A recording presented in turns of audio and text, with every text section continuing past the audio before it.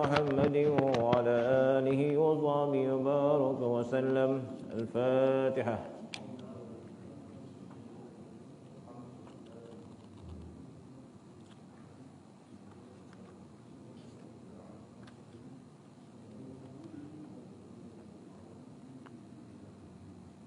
أعوذ بالله من الشيطان الرجيم. بسم الله الرحمن الرحيم. الحمد لله رب العالمين، والصلاة والسلام على أشرف الأنبياء والمرسلين سيدنا محمد وعلى آله وصحبه أجمعين. رب اشرح لي صدري ويسر لي أمري واحلل عقدة من لساني يفقه قولي. اللهم زدنا علما وفهما وألحقنا بالصالحين.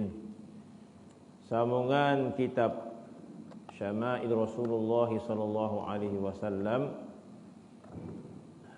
ke surat 44. Masih lagi bab yang pertama, iaitu menceritakan tentang himpunan daripada kenyataan bagaimanakah akhlak, bagaimanakah tingkah laku Nabi sallallahu alaihi wasallam yang telah pun ditulis, yang telah pun dicatat oleh para ulama tentang akhlak dan tingkah laku Nabi sallallahu alaihi wasallam. Dan seterusnya, wa kana sallallahu alaihi wasallam la yajlisu ilaihi ahadun wa huwa yusalli illa khaffafa salatahu wa aqbala alaihi faqala alaka hajah fa idza faragha min hajatihi ada ila salatihi.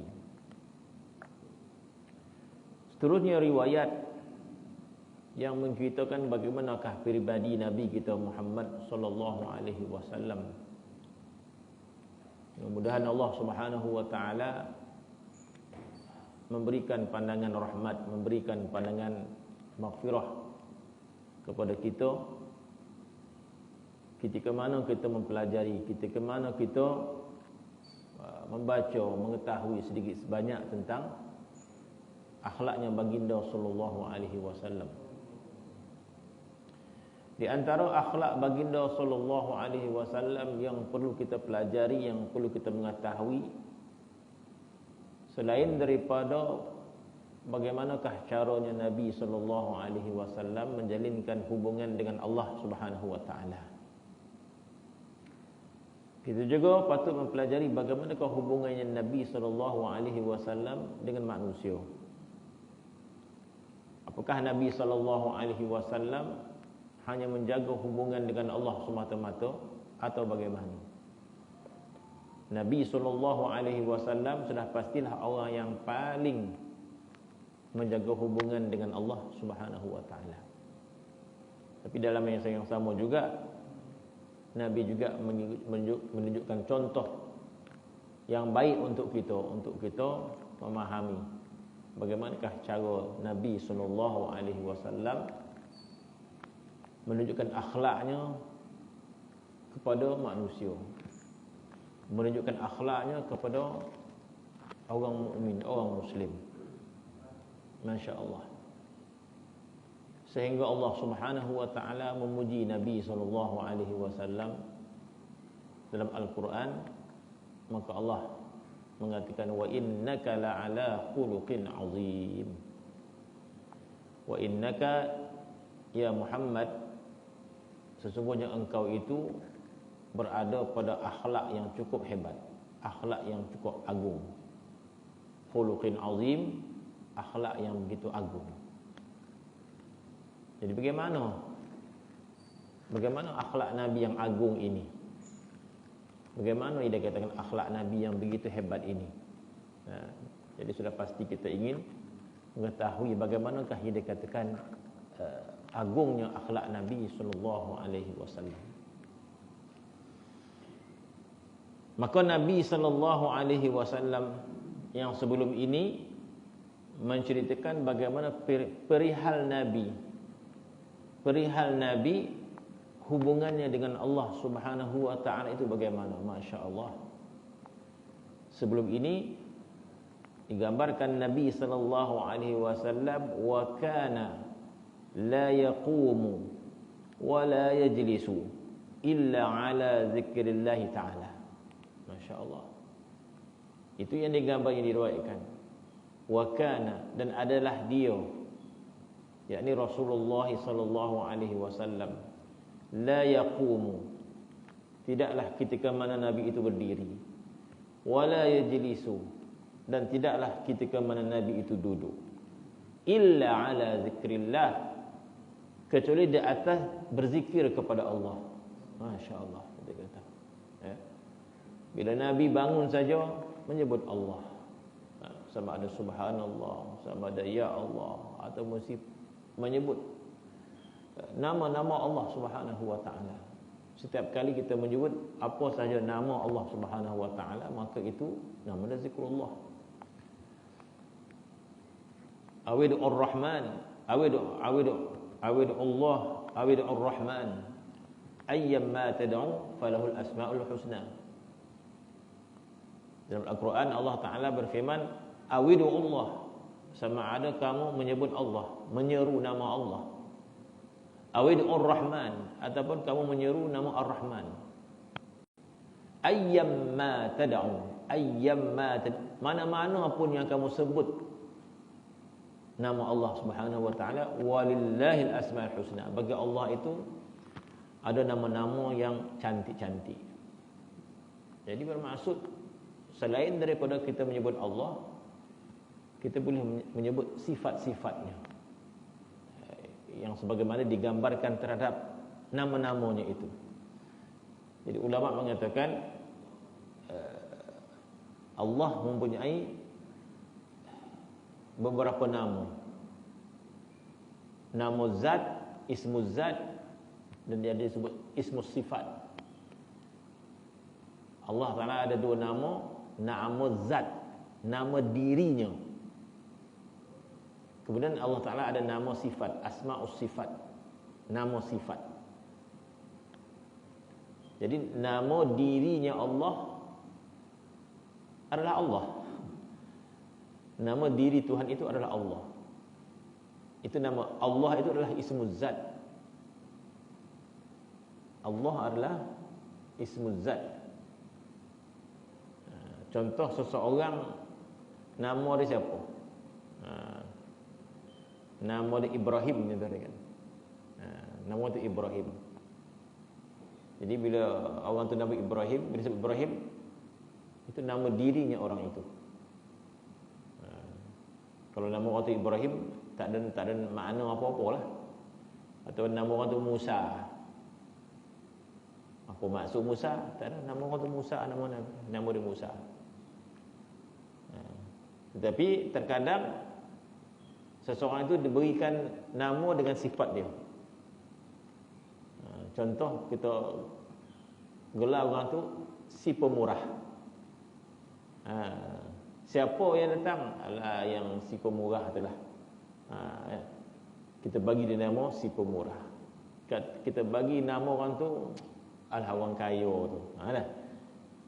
Kita tak sebut nama dia, kita sebut sifat orang tu, alah, yang si kaya tu lah. Jadi mungkin gelaran itu menjadi masyhur pada satu tempat. Kalau tempat ini sebut orang kaya, dia tu lah. Jadi orang kaya itu bukan nama dia, sifat dia, maka dia berikan orang kaya. Orang yang baik, orang yang mulia, jadi kita bagi gelaran, itu gelaran sifat. Begitulah Allah Subhanahu wa taala, selain daripada nama Allah, Allah itu adalah nama diri Allah, zat Allah. Sebagian ulama mengatakan Allah tidak ada makna. Allah tidak ada makna. Sebagian ulama ada memberikan makna. Sebagian mengatakan Allah tak ada makna. Allah adalah nama zat.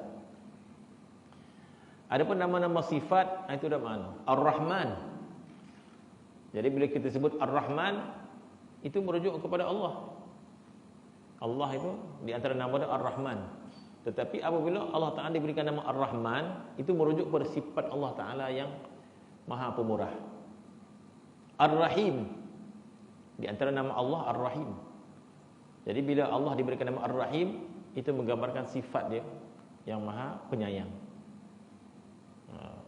Ar-Rahman, Ar-Rahim. Al-Malik, Raja, dia adalah Raja. Itulah yang lain-lain. Al-Qahhar, nama Allah adalah Al-Qahhar. Al-Qahhar, Allah yang begitu perkasa. Al-Jabbar, Allah Ta'ala yang begitu perkasa. Jadi nama-nama itu menunjukkan sifat Allah Subhanahu Wa Ta'ala. Maka kita pilih sama ada kita menyebut nama zat Allah atau nama sifat dia Ar-Rahman Ar-Rahim, maka semua itu adalah zikrullah, berzikir pada Allah. Bahkan kata ulama, terkadang seseorang yang banyak berzikir kepada Allah Subhanahu Wa Ta'ala, seseorang yang banyak berzikir kepada Allah Subhanahu Wa Ta'ala, Allah Subhanahu Wa Ta'ala dorongkan hatinya untuk menyebut mana-mana nama yang berkaitan dengan sifat Allah Subhanahu Wa Ta'ala. Sama ada dia faham ataupun tidak faham. Maksud apa? Maksud terkadang seseorang itu apabila ingin menyebut nama Allah, maka banyak sekali keluar daripada mulut dia Karim. Karim. Ya Karim. Ya Karim. Makna kata bila dia ingin menyebut Allah, lebih mudah untuk dia menyebut nama Allah yang Karim. Ya Allah ya Karim. Ya Allah ya Qahhar. Mungkin saja ada orang mudah untuk mengeluarkan kata nama Qahhar. Mungkin saja seseorang itu mudah untuk menyebut Ghaffar. Al-Ghaffar, Al-Ghani, Ar-Rahim, Ar-Rahman, As-Sattar. Jadi sebelum kita banyak menyebut, kita belajar nama-nama Allah Ta'ala dan makna-makna dia kan. Belajar nama Allah dan apa makna-makna dia, itu lebih manfaatlah daripada kita menyebut nama Allah tanpa kita mengetahui makna dia. Dan cukup amat manfaat. Para ulama menulis satu kitab khusus tentang kelebihan kita menyebut nama-nama Allah Ta'ala yang tertentu. Sehingga ulama menulis dan menganjurkan kita. Sebab itu apabila seorang itu menyebut nama Allah Subhanahu Wa Ta'ala, ada yang disebut sebagai taklifi. Taklifi. Yang kedua ada disebut sebagai apa kata? Sebagai wahbi, bukan wahabi. Wahbi. Ada taklifi, ada wahbi. Terkadang nama-nama Allah Ta'ala itu perlu kita sebut secara taklifi. Maksud secara taklifi, kita sendiri bawa menyebut nama Allah Subhanahu Wa Ta'ala itu. Selepas kita membaca nama-nama Allah Subhanahu Wa Ta'ala, yang begitu Allah Ta'ala menyebut nama dia Asma'ul Husna. Allah Ta'ala menggelarkan nama-nama dia Asma'ul Husna. Asma'ul Husna, nama-nama yang indah. Bermaksud semua nama Allah itu indah berlaku. Semua nama Allah itu cantik berlaku. Jadi bila kita mempelajari nama-nama Allah Subhanahu Wa Ta'ala dan kita mengetahui makna dia, maka sayugia kita menggunakan nama itu untuk kita menyeru Allah Subhanahu Wa Ta'ala Dan itu adalah perintah daripada Allah Subhanahu wa taala. Allah Taala perintahkan kita. Perintah yang sunat lah. Allah Taala mempelawar kita.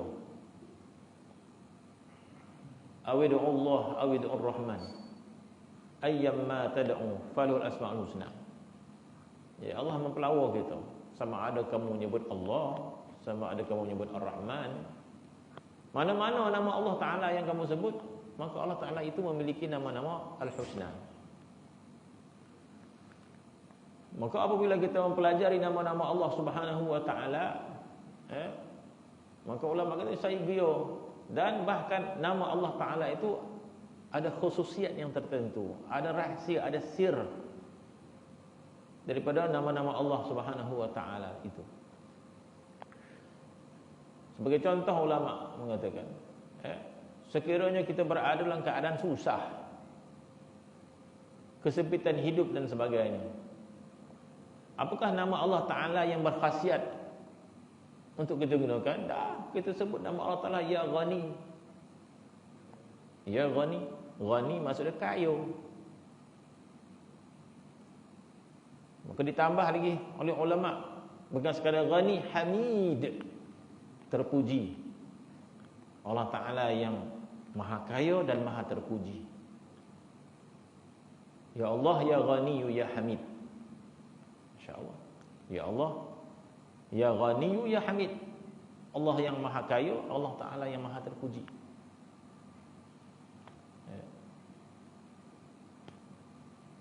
Kalau seseorang manusia, kita puji dia Tuhan yang kaya, Tuhan yang kaya, Tuhan yang berharta, Tuhan yang kaya. Agak-agak tekat RM10 bagi kita ke? Kita sebut-sebut orang tu, dia kaya sungguh, berjuta duit dia. Tapi kita sebagai penghormatan kita kepada dia lah, kita kata Tuhan yang kaya, Tuhan yang kaya, Tuhan yang kita puji dia, Tuhan yang kaya, Tuhan yang kaya dan berhati mulia, Tuhan yang kaya. Galak kita nyebut orang tu, agak-agak tak diulu kita RM10 tu. Masya-Allah. Mak dia kata RM10 nisbah kepada orang yang harta dia 1 bilion lah. Orang dari 1 bilion bagi RM10 kepada kita. Terjejas tak harta orang tu? Terjejas lah RM10 kita kata. Jadi apakah Allah Subhanahu wa taala memberikan kita sebanyak-banyaknya? Apakah diumpamakan terjejas daripada RM10 daripada 1 bilion? Kalau orang tu ada duit dia 10 juta dalam bank, dia bagi kita RM10, dia just juga RM10 tu dia boleh apa? Boleh isi minyak. Tapi kalau ikut biasa dia tak terjejas lah, duit dia 10 juta. Tapi kita kurang jugalah 10 juta tu. Tetapi Allah Subhanahu wa taala sekiranya memberi kita segala-galanya, daripada awal manusia sampai akhir manusia, itu dalam hadis menyebut manusia semenjak Nabi Adam alaihissalam sampai hari kiamat, dia minta permintaan daripada Allah Subhanahu wa taala. Tuhan berikan segala permintaan dia. Yang diminta, bukan sikit-sikit, semua 10 juta, 10 juta, 10 juta, 10 juta, minta omeh, minta apa. Banyak sungguh. Dalam hadis menyebut, dan Allah Ta'ala berikan apa permintaan mereka yang nak. Dia nak jadi raja, Tuhan bagi raja. Dia nak apa lagi harta, Tuhan bagi. Dalam hadis menyebut, sekiranya manusia semenjak Nabi Adam alaihissalam sampai hari kiamat, dia minta kepada Allah Subhanahu wa taala, Tuhan perkenankan segala permintaannya, maka tidak kurang sedikit pun daripada harta Allah Subhanahu wa taala, kecuali umpama orang ambil jarum. Ambil jarum ni nak buat apa? Nak cucuk orang ke? Tak. Bawa jarum nak ambil air laut. Bawa cebok, nampak ya tentu arah sikit. Bawa cawan kau nampaklah tentu arah sikit. Ni bawa jarum. Untuk apa? Nak ambil air laut. Banyak mana air laut yang boleh kita ambil guna jarum? Katalah melokek air laut terdekat jarum tu setitik lah. Dia melokek dekat jarum tu. Air yang melokek dari jarum ni kita nisbahkan dengan air laut tu. Tak dapat kita nak nisbah tu. RM1 nisbah 1 bilion. RM1 nisbah 1,000,000,000 bilion. Banyak lagi. Maka itulah nisbahnya sekiranya Allah Ta'ala berikan apa saja permintaan manusia semenjak Nabi Adam sampai kiamat. Dan kita minta dan Tuhan berikan. Banyak manakah kurangnya harta Allah?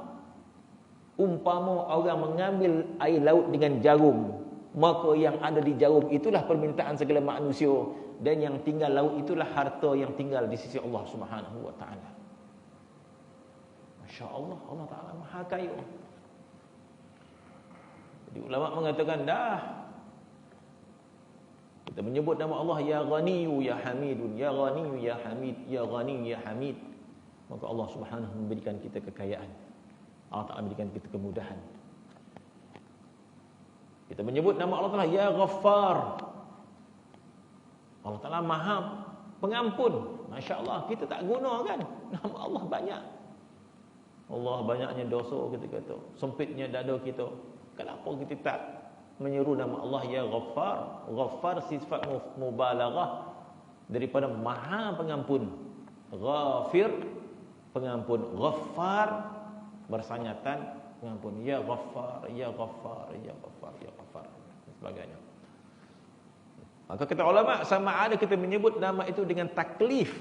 Dengan taklif kita sendiri menyebut nama itu.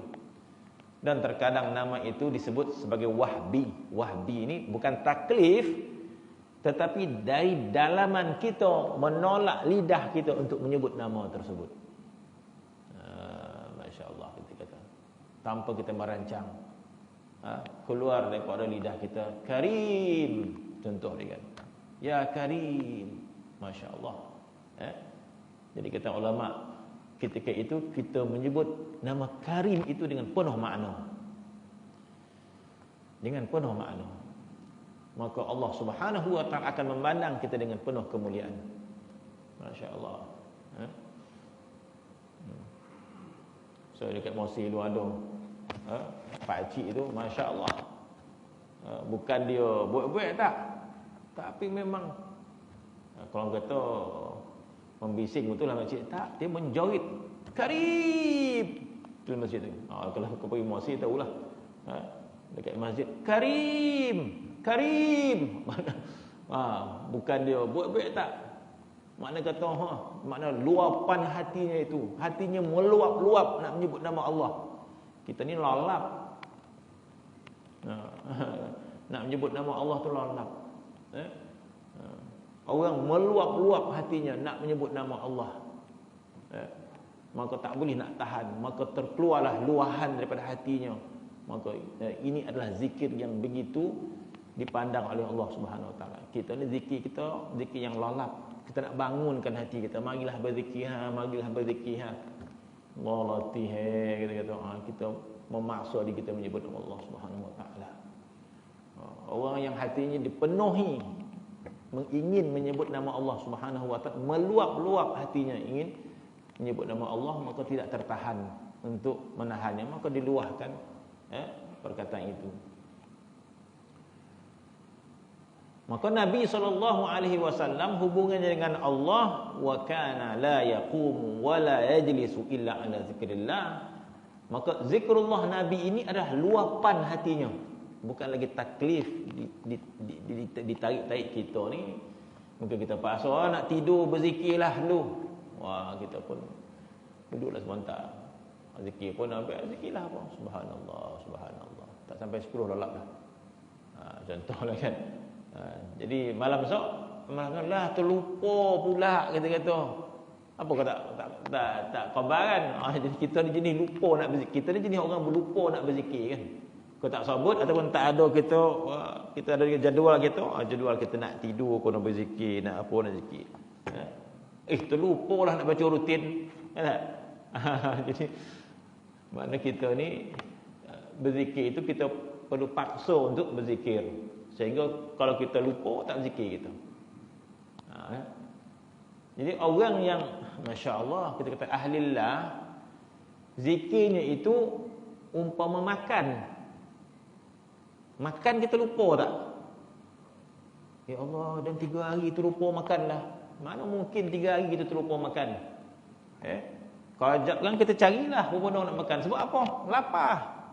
Paut kita akan mendorong kita makan. Tahu kita time makan. Kenapa? Paut kita meminta makan. Jadi kita tak pernah lupa makan. Tak pernah. Kalau ada orang lupa makan 3 hari 3 malam ya, handal. Kau tak makan, astagfirullah, terlupa lah. Orang terlupa makan ni mungkin dia terlampau risau atau dia terlampau tengah angau bercinta. Mungkin. Kau tak makan kau? Allah, lupa lah. Dia tengah mabuk bercinta kan. Terlupa nak makan. Jadi makan tak boleh nak lupa. Sebab apa tak boleh lupa? Perut kita akan dorong gitu. Dah makan tengah hari. Sampai pukul 2 tak makan tengah hari, siaplah. Dia kata. Podih lah perut. Bila dah pukul 2, pukul 3 tak makan, kepala tu fikirlah, padai mana nak makan ni? Putih canai ke nasi? Nasi tu canai. Nak makan apa ni? Nak makan apa ni? Saya dah dorong. Jadi begitu orang yang masya-Allah, kita kata. Orang yang hatinya didorong oleh zikir, maka dia tak boleh tak berzikir. Dia tak boleh tak berzikir sehingga hatinya akan mendorong dia untuk berzikir pada Allah Subhanahu wa taala. Maka Nabi itu sebegitu. Hubungannya dengan Allah, kana la yaqumu wa la yajlisu illa ala zikrillah taala. Masya-Allah. Nabi itu hatinya, luapan hatinya itu didorong untuk berzikir. Berdirinya berzikir, duduknya berzikir. Kerana hati Nabi ini teramat mencintai Allah Subhanahu wa taala. Nabi ini ketika mudanya disebut sebagai asyiqu rabbah. Asyiqu rabbah. Ketika Rasulullah sallallahu alaihi wasallam naik ke Gua Hira, berkhulwat di Gua Hira, maka orang gelar Nabi asyiqu rabbah. Orang yang merindui Tuhannya. Jadi orang yang merindui seseorang, dia akan ada keluhan rindunya itu. Maka sentiasa dia akan menyebut nama orang tersebut. Jadi hatinya Nabi sebegitu. Berdirinya menyebut nama Allah, duduknya menyebut nama Allah Subhanahu wa taala. Jadi itu hubungan Nabi dengan Allah Subhanahu wa taala. Bagaimana hubungan Rasulullah dengan manusia? Masya-Allah. Sehingga dia mengatakan wa kana la yajlisu ilaihi ahadun. Masya-Allah. Wa kana la yajlisu alaihi ahadun, adalah Nabi sallallahu alaihi wasallam la yajlisu ilaihi ahadun. Tidaklah yajlisu, duduk kepadanya seseorang. Maksud kata Nabi mengetahui, masya-Allah, Nabi ni seorang yang begitu peka terhadap hati orang. Nabi seorang yang cakap sangat peka kepada perasaan orang. Apatah lagi Rasulullah ini orang yang memandang dengan cahaya Allah Subhanahu wa taala kan. Nabi pun memberikan kita peringatan kepada orang yang mukmin, yang punya firasat yang halus. Nabi kata ittaqu firasatal mu'min fa innahu yanzuru bi nurillah. Ittaqu firasatal mu'min fa innahu yanzuru bi nurillah. Dalam satu hadis Nabi kata, berhati-hatilah, takutlah kamu kepada firasat orang mukmin. Sebab mereka itu melihat dengan cahaya Allah. Itu berlaku pada zaman Sayyidina Osman, kata salah. Sayyidina Osman mengetahui apakah dosa yang dilakukan oleh seseorang. Jadi Sayyidina Osman tahu bahawa orang ni baru melihat kepada benda yang haram. Jadi masuk seseorang, jadi Sayyidina Osman tegur, dia nampak tanda-tanda, aku melihat tanda-tanda zina di matamu, kata dia. Dia nampak kesan dosa pada mata orang. Mana orang tu baru melihat benda yang haram, maka Sayyidina Osman nampak dan aku melihat tanda-tanda zina di matamu. Sebab dalam hadis Nabi sebut apa? Nabi kata mata itu berzina, lidah itu berzina, kaki itu berzina. Dan yang melakukan zina yang sebenar itu adalah kemaluan orang itu. Jadi bermaksud setiap anggota manusia itu punya peranan untuk menjerumuskan seorang daripada perzinaan. Sehingga Nabi menyebut mata itu berzina, lidah itu berzina dan sebagainya. Maka orang tadi melakukan proses dosa mata. Maka terkejut orang. Maka dia kata, apakah ada wahyu selepas Rasulullah SAW? Bermaksud, apakah Jibril AS bagi tahu kepada kamu tentang dosa yang kulakukan? Wahai khalifah, apakah ada wahyu selepas Nabi SAW? Tidak, katanya.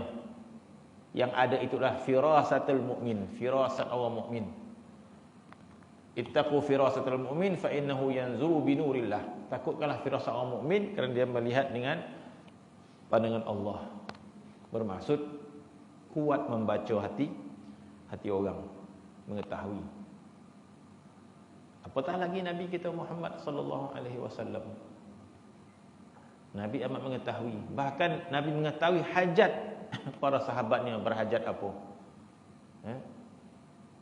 Nabi mengetahui Abu Hurairah apa hajat dia. Yang mana tidak dapat diketahui oleh Sayyidina Abu Bakar bin Siddiq, Sayyidina Umar bin Khattab, kemudian Sayyidina Osman bin Affan tak salah pun tak dapat membaca ketika itu. Bagaimana kata tidak semua sahabat boleh membaca hati seseorang. Sayyidina Umar tidak dapat membaca hati Abu Hurairah. Jadi Abu Hurairah dia ada hajat nak makan. Jadi para sahabat ini cukup menjaga maruah. Apatah lagi Nabi mencela orang yang meminta-minta kan. Bukan tak boleh minta, tapi Nabi mencela orang yang minta-minta. Nabi mengatakan yadul ulya khairun minal yadul as-sufla. Nabi tangan yang di atas itu lebih baik daripada tangan yang di bawah. Bermaksud yang memberi lebih baik pada orang yang meminta. Jadi para sahabat mengetahui meminta ini satu benda yang tidak elok lah. Jadi para sahabat ini jaga maruah. Dia susah, dia lapar, dia takkan terkeluar perkataan kau tolong belanja dan makan lah. Dia tak. Jadi para sahabat hanya berkias-kias saja, berkias-kias. Jadi Abu Hurairah itulah. Dia nak minta makan kepada Sayyidina Abu Bakar, dia tak minta direct. Dia buat kias. Jadi kiasan itu tidak dipahami oleh Sayyidina Abu Bakar. Apa kiasan Abu Hurairah buat? Dia tanya soalan macam-macam dekat Sayyidina Abu Bakar. Tanya soalan tentang Quran, makna sekian. Dengan harapan bila dah lama berburak, Sayyidina Abu Bakar ajaklah minum teh.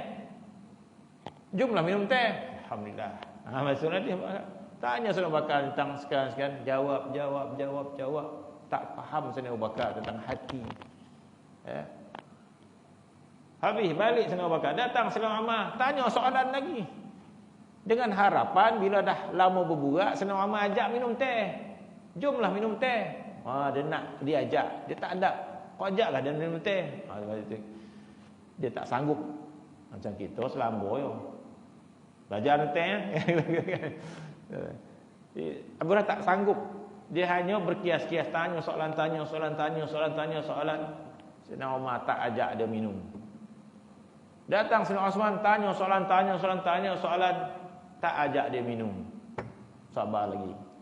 Tiba-tiba dah balik semua, datang Rasulullah sallallahu alaihi wasallam. Terus jumpa Rasulullah, tanya soalan. Nabi itu jawab, simpan soalan kata. Mari sini, ambil air ni, ambil susu ni. Masya Allah, begitu membacanya Nabi SAW tentang hati sahabat. Nabi tahu ni bukan nak nanya, simbolik saja, supaya ajak makan. Jadi orang hebat ni dia kena copet membaca air muka seseorang. Tanya, ni bukan nak tanya, dia dah lapar ni, jom minum. Tak payah tanya soalan. Jadi Nabi seorang yang sangat membaca. Sebab itu bila ada orang datang, sudah pasti Nabi mengetahui orang tu datang saja atau datang ada hajat. Masya-Allah. Kok kita buat tak reti je. Tuan saya nak jumpa, 1 jam dia tunggu kita. Lah, apa kau tak khabar? Kau untuk je. Makna kita tak dapat nak membaca hati orang. Nabi SAW, kalau kita baca riwayat hadis ini, masya-Allah, tingginya akhlak Nabi SAW. Dan orang yang datang duduk itu ketika mana Nabi solat. Jadi bermaksud ketika Nabi solat bukan menafikan khusyuknya Nabi dengan Allah Subhanahu wa taala, tidak mengganggu khusyuknya Nabi. Dan dalam masa yang sama Nabi mengetahui ada sahabat sedang duduk menanti untuk bertemu dengan Nabi sallallahu alaihi wasallam. Dan sudah pastilah solatnya adalah solat sunat. Bermaksud Nabi solat sunat. Maka Nabi solat sunat, wa kana la yajlisu ilai ahadun. Dan adalah Nabi sallallahu alaihi wasallam tidaklah duduk kepadanya seseorang. Bermaksud Nabi solat. Ketika Nabi solat, tiba-tiba datang sahabat duduk menghampiri Nabi SAW. Dia tak ganggu Nabi solat. Dia duduk tak cakap apa-apa. Dan Nabi tahu bahawa ada seorang duduk berhampiran dengan dia. Dan Nabi mengetahui bahawa sahabat tadi ingin bertemu dengan Nabi SAW. Begitulah kuatnya membaca Nabi SAW pada orang.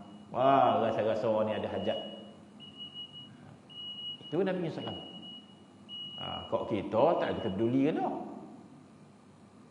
Dah sejam dah baru tuan saya. Ya kontok lah. Mana dia tahu.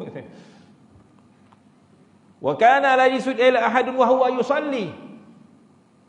Dan adalah Nabi sallallahu alaihi wasallam tidaklah duduk padanya seseorang wa huwa yusalli, bermaksud ketika mana Nabi solat datang seseorang duduk di belakang. Illa khaffafa salatah, kecuali Nabi akan ringankan solatnya. Masya-Allah. Mungkin seseorang dia ada rutin solat dia. Orang hafal Quran mungkin dia ada rutin solat sunat dia. Ada orang nak mengulang hafalan Quran, dia akan hafal dalam solat dia. Jangan kita mengulang hafal Quran masa jadi imam. Menggigil jemaah kan. Mentang-mentang hafal Quran, masa jadi imam dia jadikan mengulang kaji Quran ni kan, 1 juzuk dibaca. Dia sadaplah jadi imam, orang belakang lalap. Jadi penghafal Quran selalunya kalau nak mengulang kaji, dia mengulang kaji Quran ketika solat sunat. Silakan nak murajaah Quran, solatlah sejam, 2 jam, 3 jam, silakan. Maka Nabi solat sunat. Maka ketika Nabi solat sunat, riwayat menceritakan Nabi solat sunat, surah-surah yang panjang Nabi baca. Kalau Nabi solat sunat, surah Baqarah, surah Al-Imran, surah An-Nisa. Ini panjang Nabi solat sunat. Tetapi akhlaknya Nabi sallallahu alaihi wasallam ketika mana Nabi solat, Nabi mengetahui ada orang yang duduk untuk bertemu dengannya. Apa akhlaknya Nabi sallallahu alaihi wasallam? Maka khaffafa salatah, Nabi ringankan salatnya. Mana mudah-mudahkan. Ambil yang rukun-rukun saja. Baca Fatihah, baca qul huwallahu ahad, baca dah. Mana segerakan salat dia. Masya-Allah. Jadi orang tu pun tak terasa lama. Dia baru duduk je. Masya-Allah, Nabi ringankan salat dia. Mana kena Nabi segerakan salat dia. Tapi sahlah salat dia. Rukuk dia betul semua. Tapi Nabi disebut khaffafa salatan, Nabi ringankan salatnya. Illa khaffafa salatah, kecuali Nabi ringankan salatnya. Nabi segera habiskan salatnya. Wa aqbala alaih, dan Nabi akan menghadap kepada orang tu. Maka kata ulama, Nabi SAW bila menghadap seseorang, dia akan menghadap dengan keseluruhannya. Masya Allah. Nabi dia tak menghadap separuh-separuh. Nabi bila menoleh kepada seseorang, dia tak menoleh separuh-separuh. Nabi bila menghadap seorang, Nabi akan menghadap ke seluruh badan dia kepada orang tadi. Masya Allah.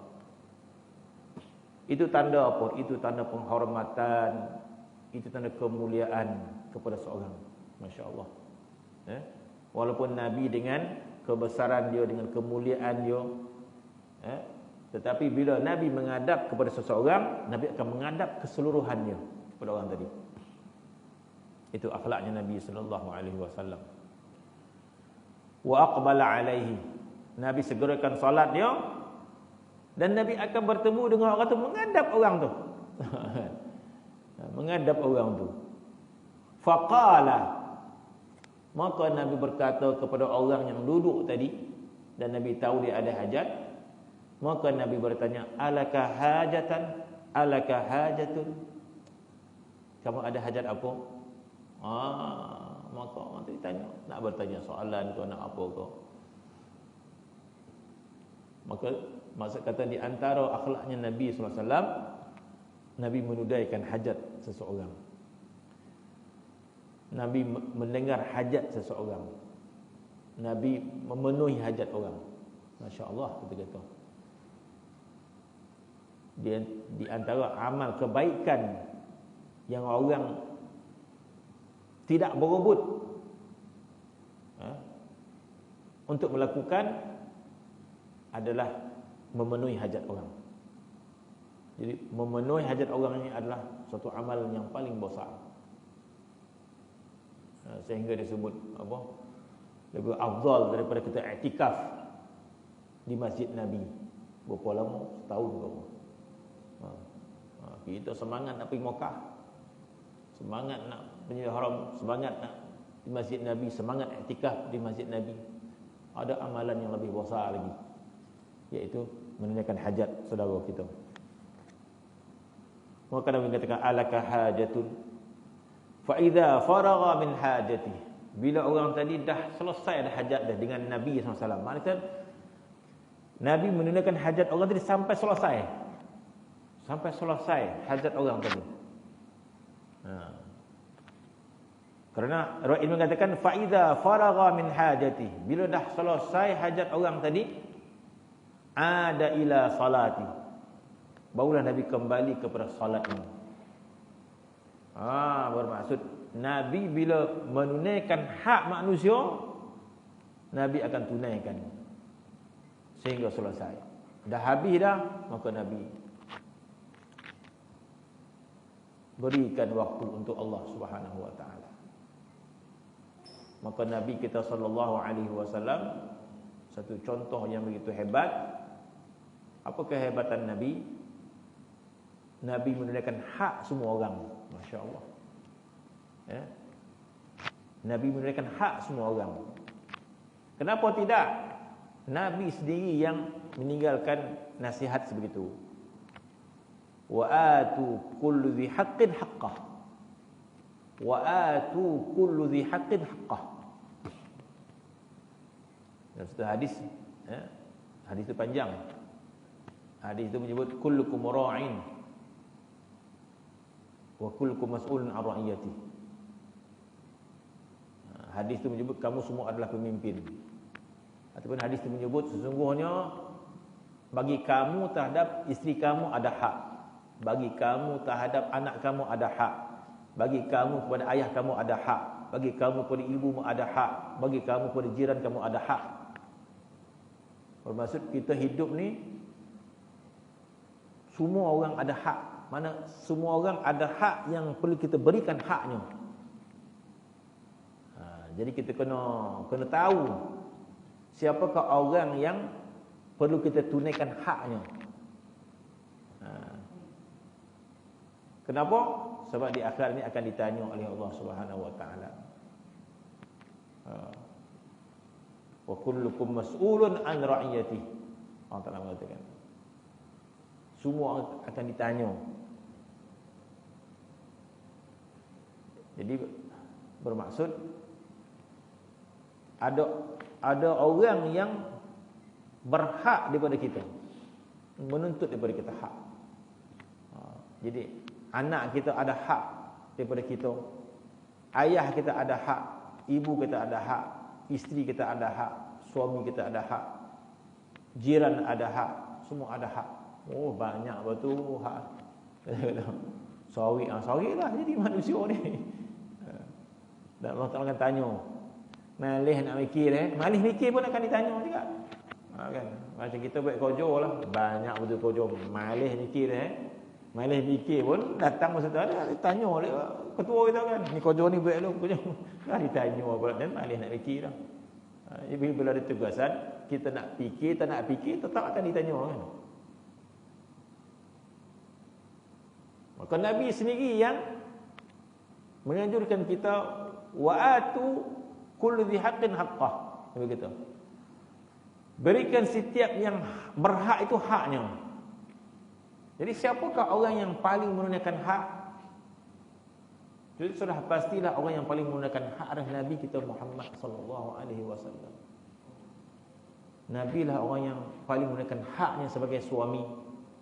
Nabi lah orang yang paling menunaikan haknya sebagai ayah dan sebagainya. Dalam pada itu pun Nabi bimbang. Nabi bimbang bahawa dia tidak menunaikan hak dia. Dalam pada itu juga Nabi bimbang, takut-takut dia tidak menunaikan hak dia. Apa tanda dia? Tanda dia di antara Nabi dengan isterinya, Nabi minta maaf. Nabi minta maaf kepada Siti Aisyah.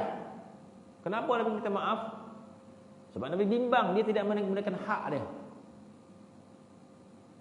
Apa di antara Nabi minta maaf kepada Siti Aisyah? Sepatutnya suami tak rasa pun dia bersalah dalam bab tu. Apa kesalahan Nabi? Kesalahan Nabi balik lewat. Balik lewat bagi salam, Siti Aisyah dah tidur. Maka Nabi tak gegar pintu tu. Kita kok balik lewat tak buka tu, bergegar rumah tu. Kan? Bergegar rumah. Macam-macam kita khabar. Tidur mati ke? Dah mampu ke? Gitu. Orang balik lewat lotih-lotih ni, tak bangun-bangun, kita kan bersalah kan. Riwayat Nabi balik lewat, panggil Siti Aisyah, tak nyawa, dah Nabi tidur di luar rumah. Sehingga waktu pagi Siti Aisyah buka pintu, terlanggar Nabi SAW. Siti Aisyah rasa bersalah, bersalah, Nabi juga minta maaf sama. Nabi juga minta maaf. Kok kita orang minta maaf, atau kita itulah kau. Tak buka pintu. Orang balik datang macam-macam kita khabar. Siti Aisyah buka pintu minta maaf. Siti Aisyah berasa bersalah. Dan Nabi juga minta maaf. Sebab apa? Balik lewat. Kenapa balik lewat? Jadi minta maaf juga.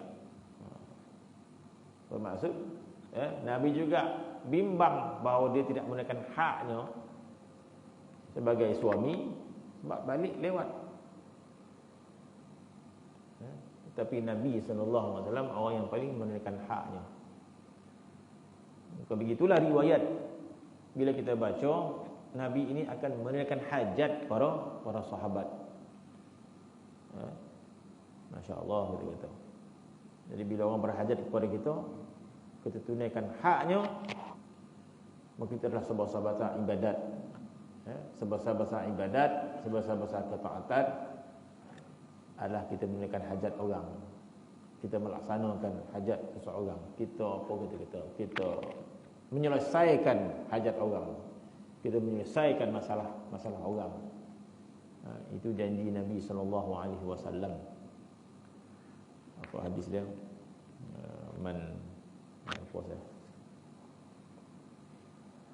Dan seterusnya, wa kana aktsaru julusihi an yansiba saqaihi jami'an wa yumsika biyadihi alaihima shibhal habwah wa lam yakun yu'rafu majlisuhu min majlis ashabihi li'annahu kana haitsu intaha bihil majlisu jalasa. Ya, apa maksud? Wa kana aktsaru julusihi, dan adalah kebanyakan duduk Nabi. Kebanyakan duduk Nabi ini kebiasaanlah. Nabi ini kalau duduk, kebanyakan cara duduk ni macam mana? Jadi Nabi ada berselo, ada sekian. Macam kita lah bila kita duduk, kebanyakan duduk kita macam orang mana? Wa kana aktsaru julusi, dan adalah kebanyakan, makna kebiasaan duduk Nabi itu. Bagaimana cara Nabi duduk? Selalu kebiasaan Nabi duduk itu bagaimana? Ayyang siba saqaihi, bahawa dia akan mendirikan dua lututnya sekalian. Kita orang Melayu marah duduknya tu. Mendirikan, kebanyakan duduknya yang siba saqaihi, mendirikan akan dua lututnya. Cuba diri dua lutut. Orang Melayu kata biadab tu, mendirikan. Macam apa Pak Salim dah. Mendirikan dua lutut, bukan satu lutut. Mendirikan dua lutut. Tapi nak buat dah. Kita rasa macam biadab, tapi itu mendiri yang siba saqahi, mendirikan duduk macam tu, mendirikan duduk tu. Mendiri duduk tu. Jadi kita nak baca, duduk macam tu duduk apa sebenarnya? Kita ke macam tu. Kita baca ni. Wa kana aktsaru julusi, dan kebanyakan kekerapan Nabi duduk itu anyang siba saqaihi jami'an, mendirikan akan dua lututnya sekalian. Dua-dua lututnya didirikan dan memegang dia. Wa yamsiku biyadihi, dirikan. Sunnah Nabi ni. Bukan biadab tu lah. Berdiri, bukan silang, berdiri. Berdiri. Kanan kiri, bukan disilang ni tak. Kanan kiri. Jadi kita tak biasa kan. Ini budaya Arab, budaya Islam masuk ke Arab. Kan? Dan budaya Nabi SAW. Nanti kita sebut kenapa Nabi buat macam tu. Dan itu duduk gambaran apa? Wa yamsiku baina alaihima shibhal habwah, seperti habwah. Habwah seperti kain yang ikat pada belakang pada lutut. Habwah ni selalu habaib pakai. Habwah ni habaib selalu pakai. Jadi habwah bermaksud satu golong kain. Golong kain ni habwah nama dia. Macam ni. Ini habwah. Habwah. Jadi habwah ni selalu orang Arab bila duduk, maka dia akan masuk kain, maka lutut akan masuk depan ni. Lutut di sini. Macam abang tu macam tu. Tu tangan. Tapi kalau habwah, masukkan golong kain tu dengan lutut berdiri. Ya. Tetapi tidak guna habwah, guna tangan. Guna tangan untuk pegang lutut tadi. Jadi duduk macam ni, duduk orang fuqara, duduk orang miskin, duduk orang fuqara. Jadi Nabi ni suka untuk menggambarkan dirinya miskin. Syabihal habwah, Dan Nabi memegang dia dengan dua tangan itu seperti habwah, macam kain. Yakni seperti kain yang diikat daripada belakang pada lutut. Jadi seolah bila Nabi pegang lutut tu, kolok lutut tu, jadi seolah macam kain tu mengikat pinggang dan lutut. Dan tiada diketahui ketentuan tempat duduknya daripada tempat duduk sahabatnya. Yakni tak ada beza tempat duduknya itu di tempat segala sahabatnya. Jadi mana-mana kata Nabi duduk semua tempat. Sehingga barangkali orang tak tahu mana satu Nabi. Sebab Nabi duduk semuanya.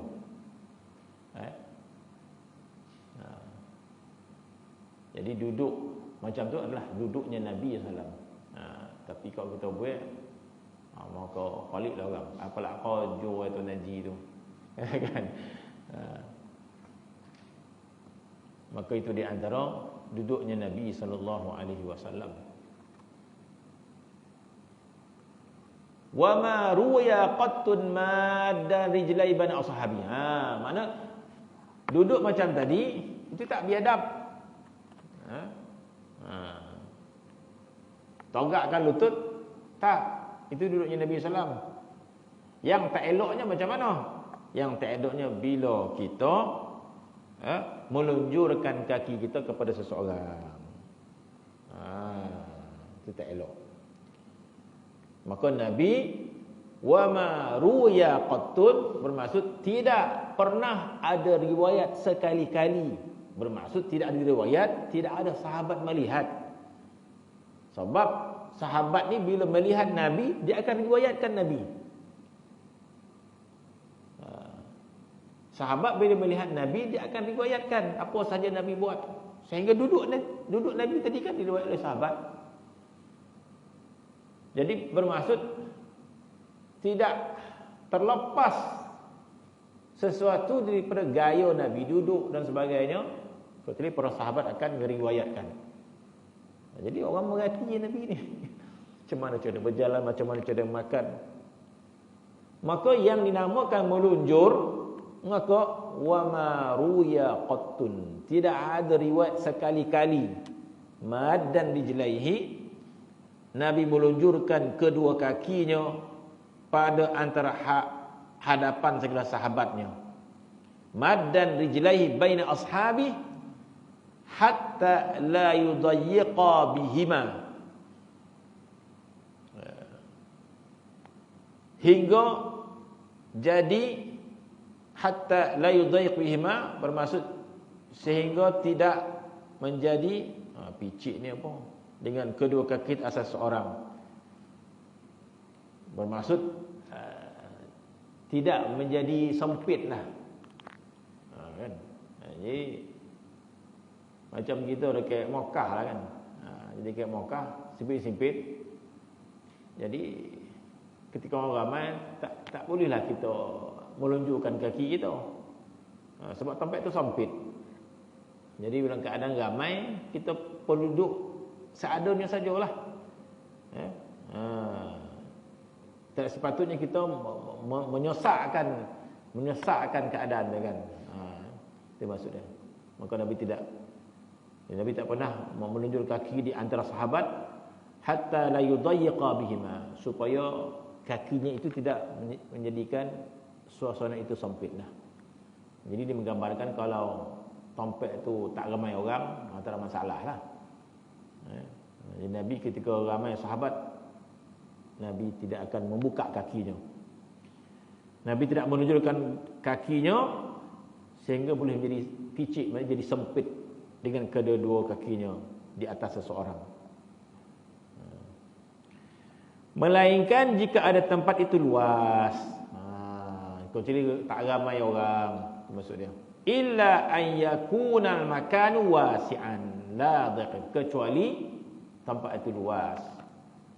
Maka Nabi akan melunjurkan kakinya. Wa kana aktsaru ma yajlisu mustaqbilal qiblah. Sampai situ dulu kita baca. Dan kebanyakan duduknya Nabi ini menghadap kiblat. Kebanyakan duduk Nabi adalah menghadap kiblat. Itulah sebahagian daripada akhlaknya Nabi kita Muhammad sallallahu alaihi wasallam. Wallahu taala alam. Bismillahirrahmanirrahim. Alhamdulillahirabbil alamin wassalatu wassalamu ala asyrofil anbiya'i wal mursalin wa ala alihi washabbihi ajma'in. Allahumma alimna wa faqihna fi din. Sallallahu alaihi wasallam. Alhamdulillahirabbil alamin. Allah Allah Allah Allah Allah Sayyidi Allah Allah Allah Allah Al-Azim Allah Ya Murid Allah Na'id لك قول صغار